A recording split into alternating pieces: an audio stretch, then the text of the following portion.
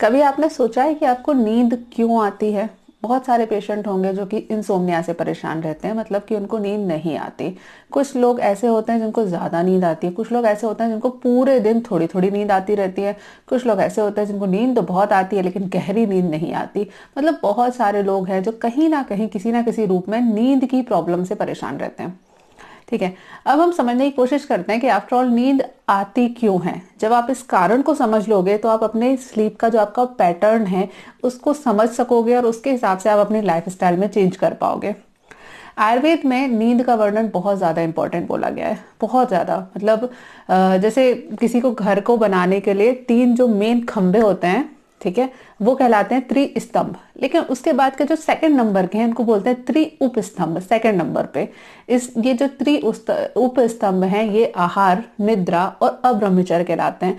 मतलब कि हमारा शरीर हमारे आहार पर डिपेंड करता है, निद्रा के ऊपर डिपेंड करता है और अब्रह्मचर्य यानी कि सेक्सुअल लाइफ के ऊपर डिपेंड करता है। ये तीनों चीजें आपके शरीर को मेंटेन रखने के लिए बहुत बहुत बहुत ज्यादा जरूरी है। तो आहार के बारे में हमने ऑलरेडी काफी ज्यादा डिस्कशन कर रखा है, तो आज हम निद्रा को थोड़ा सा डिटेल में समझने का प्रयास करेंगे। इसका वर्णन कहाँ मिलता है? तो सबसे ज्यादा जो डिटेल वर्णन है जो मुझे मिला, ठीक है, सबसे ज्यादा डिटेल वर्णन है वो आयुर्वेद की चरक संहिता में। ठीक है, आयुर्वेद की चरक संहिता में अष्टोनिंदित अध्याय के अंतर्गत डिटेल में निद्रा का वर्णन है। और भी जगह पर वर्णन है लेकिन अष्टोनिंदित अध्याय में ज्यादा डिटेल में वर्णन किया गया कि निद्रा कितने टाइप की होती है, किस प्रकार से होती है, अलग अलग पैटर्न क्या होते हैं, वो सारी चीजों का वर्णन है। इसके अलावा चरक संहिता, सुश्रुत संहिता में भी इसका डिटेल में वर्णन है।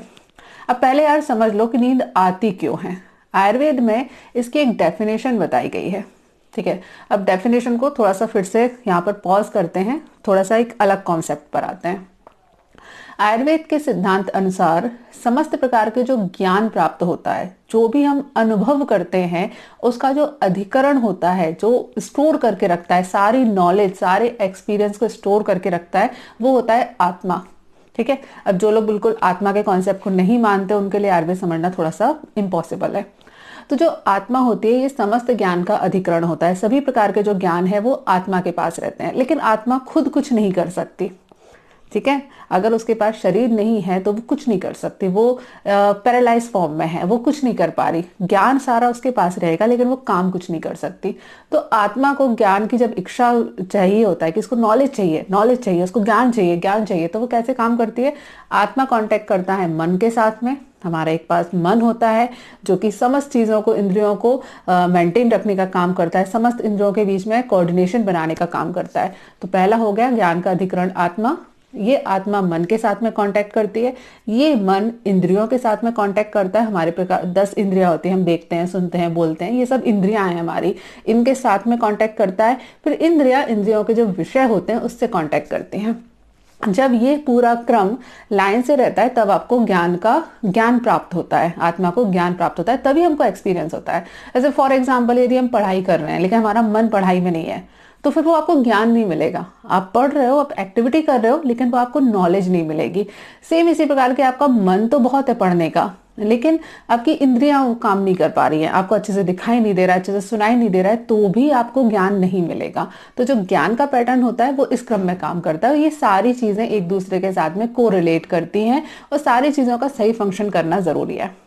अब ये जो ज्ञान है, नॉर्मल किताबी ज्ञान तो हम 1 घंटे 2 घंटे के लिए पढ़ाई करते हैं, लेकिन जो मेन ज्ञान होता है हमारा, जो हम, है ना, एक हर 24 घंटे हमारा 24 घंटे हम जो ये ज्ञान प्राप्त करते हैं, ये ज्ञान प्राप्त करते करते एकदम कभी ना कभी ऐसा होता है कि आपका मन थक जाता है। जब आपका मन थक जाता है और साथ में आपकी इंद्रियां भी थक जाती हैं, आपका मन भी थक गया, इंद्रियां भी थक गई, तब व्यक्ति को निद्रा आती है। ठीक है, ये है मेनिंग कॉन्सेप्ट, बेसिक कॉन्सेप्ट आपका यही है। इसको अगर हम सीधे सीधे बोले तो मनोयुक्त इंद्रियां जब अपने विषय का ज्ञान करते करते थक जाती हैं, क्लम कर जाती हैं, तब व्यक्ति को निद्रा आती है। तो यदि आपको अपने स्लीप पैटर्न को समझना है तो आपको ये चीज समझनी पड़ेगी, क्या आपकी इंद्रियां काम कर रही हैं? बहुत सारे लोग होंगे जो 24 घंटे कोई खास काम ही नहीं कर रहे, टेंशन में पड़े हुए हैं लेकिन वो काम कुछ नहीं कर रहे। ठीक है, टेंशन बहुत ज्यादा है, एक्सर्शन बहुत ज्यादा है, लेकिन काम नहीं है। ठीक है, प्रोडक्टिव काम नहीं है। सेम इसी प्रकार से कुछ लोग काम तो बहुत ज्यादा कर रहे हैं लेकिन उनका मन उस काम में नहीं लगा हुआ है, मजदूरों की तरह काम करे जा रहे हैं, मतलब एक रोबोट की तरह काम करे जा रहे हैं, लेकिन उनका मन उस काम में नहीं है, मन कहीं और लगा हुआ है। तो ऐसे लोगों को भी आपको कहीं ना कहीं किसी ना किसी प्रकार की स्लीप की प्रॉब्लम डेवलप होगी। ये दोनों चीजों का साथ में होना जरूरी है। मनोयुक्त इंद्रियां, मन और इंद्रियां जब कार्य करते करते थक जाती हैं, क्लम हो जाती हैं, तब व्यक्ति को निद्रा आती है। ये एक सिंपल सी लाइन में आपकी सभी प्रकार की स्लीप प्रॉब्लम का बेसिक कारण आपको समझ में आ सकता है। ठीक है, यदि आपका मन प्रॉपर तरीके से नहीं थक रहा है या फिर आप मन का बहुत ज्यादा यूज नहीं कर रहे हो, आपका प्रोडक्टिविटी कुछ नहीं है, आपकी लाइफ में कोई क्रिएटिविटी नहीं है, कुछ भी इस टाइप का काम नहीं है जिसमें आपका मन खुश रहता है, मन इन्वॉल्व रहता है, तो भी आपको स्लीप की प्रॉब्लम आएगी। यदि मन तो बहुत ज्यादा है लेकिन आपकी इंद्रियां उस टाइप से काम नहीं कर रही है, मतलब आपका मन तो बहुत करता है कि हम पढ़ाई करें लेकिन आप पढ़ाई कर ही नहीं रहे हो, तो फिर आपके वो आंखों का क्या काम है, आपके दिमाग का क्या काम है, आपके स्पर्श का क्या काम है, ये सारी चीजों कोई काम नहीं कर रही है, तो भी आपको स्लीप की प्रॉब्लम आएगी। सिंपल सी डेफिनेशन है कि मनोयुक्त इंद्रियां जब कार्य करते करते थक जाती हैं तब व्यक्ति को निद्रा आती है। ठीक है, अब निद्रा कितने टाइप की हो सकती है इसको हम थोड़ा सा देखते हैं। क्या सॉरी हाँ, निद्रा के जो टाइप होते हैं, आचार्य सुश्रुत ने इसको 3 भाग बोला है। ठीक है, उन्होंने एक्चुअली इसके टाइप नहीं बताए। बहुत सारे जो पीजी के एग्जामिनेशन आते हैं उसमें बोला जाता है कि इसके टाइप है, पर जब मैंने इसको पढ़ा तो मुझे नहीं लगता ये टाइप उन्होंने बताए हैं। उन्होंने अलग अलग प्रकार से इसको नाम बताया है। निद्रा का एक नाम उन्होंने वैष्णवी बोला है। वैष्णवी वैष्णवी इसलिए क्योंकि हिंदू माइथोलॉजी के अनुसार ये विष्णु की माया है, जो भी हमारा सारा संसार है विष्णु की माया है, और इस विष्णु की माया से जो थोड़ी देर के लिए मुक्त करती है या फिर जो आवरण कर लेती है उसको वैष्णवी बोला जाता है, यानी कि निद्रा बोला जाता है। इसको पापमा भी बोला गया है क्योंकि अल्टीमेटली ये किसी ना किसी आपके जो प्रोडक्टिविटी है उसको कम करती है, मतलब कि आप काम नहीं कर सकते, आप सो रहे हो तब आप कुछ काम नहीं कर सकते, इसलिए इसको पापमा भी बोला गया है।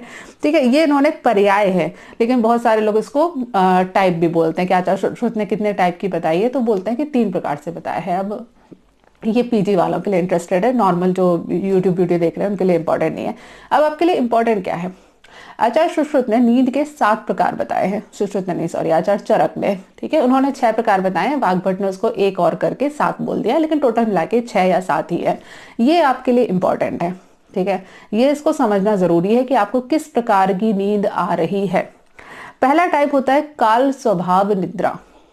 काल स्वभाव निद्रा का मतलब है, काल मतलब टाइम, स्वभाव मतलब ऑब्वियसली स्वभाव नेचर के हिसाब से, निद्रा मतलब स्लीप, मतलब जब आपको नींद आनी चाहिए, जब आपका काम होता है सोने का, जब आपका टाइम हो जाता है सोने का, उस समय पर आपको जो नॉर्मल निद्रा आती है उसको काल स्वभाव निद्रा बोला जाता है।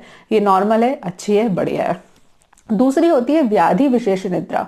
व्याधि विशेष निद्रा का मतलब यह है कि आपको कोई बीमारी है जिसकी वजह से आपको नींद आ रही है। अब ये दोनों प्रकार की हो सकती है। हो सकता है आप वास्तव में बीमार हो, ठीक है, मान लो आपको है ना जॉइंटिस हो गया है, आपको फीवर आ रखा है, तो उसमें आपको हो सकता है ज्यादा नींद आती है, उल्टे सीधे टाइम पर नींद आती है, आप बेड रेस्ट पर हो, आप ऑपरेशन हुआ है, आप बिस्तर पर लेटे हुए हो, तो उस टाइम पर आपका स्लीप पैटर्न चेंज हो जाता है, तो ये हो जाती है व्याधि विशेष निद्रा।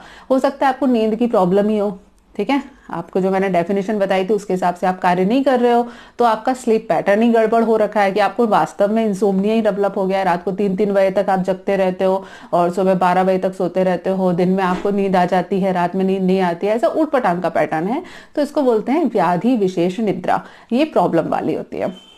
इसके बाद आती है मन शरीर संभवा निद्रा। इसको आचार्य वाग्भट ने मन का अलग कर दिया था, शरीर का अलग कर दिया था, इसलिए डेफिनेशन इनकी मतलब उन्होंने 2 एक्स्ट्रा काउंट कर लिए थे। इसका मतलब यह है कि जब आपका शरीर काम करते करते थक जाता है, ठीक है, आप पूरे दिन से लगातार वर्क कर रहे हो, तो आपको रात को बिल्कुल भयंकर वाली नींद आ जाती है, तो इसको बोलते हैं मन शरीर श्रम संभवा निद्रा। ठीक है, काम करते करते। इसके बाद चौथे नंबर पर आती है कफ द्वारा संज्ञा व स्त्रोतस के आवृत हो जाने पर। ये भी एक व्याधि का ही टाइप है, लेकिन ये एक प्रॉपर तरीके से व्याधि नहीं है, आपके शरीर में वात पित्त कफ की स्थिति है।